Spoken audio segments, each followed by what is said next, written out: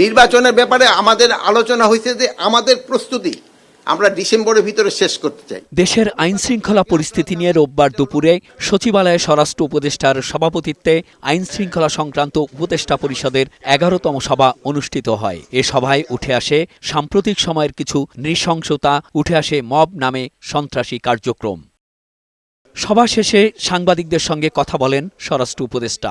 এ সময় চাঁদাবাজি, সহিংসতা, মব ভায়োলেন্সে জড়িতদের কোনো ছাড় দেয়া হবে না বলে হুঁশিয়ারি দেন তিনি।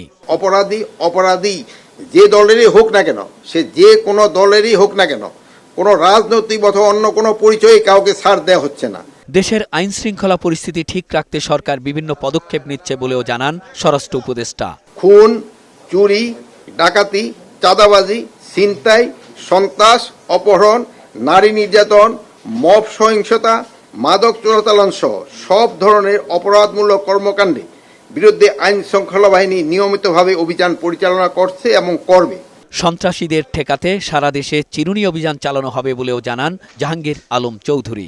সরকার যে কোনো সময় চিহ্নিত অপরাধী ও সন্ত্রাসীদের ধরতে বিশেষ বা চিরুনি অভিযান পরিচালনা করতে পারে। জনশৃঙ্খলা ও জননিরাপত্তা বিঘ্নকারী যে কোনো কার্যক্রম কঠোর হস্তে দমন করবে। মেহেদী আজাদ মাসুম, বৈশাখী সংবাদ, ঢাকা।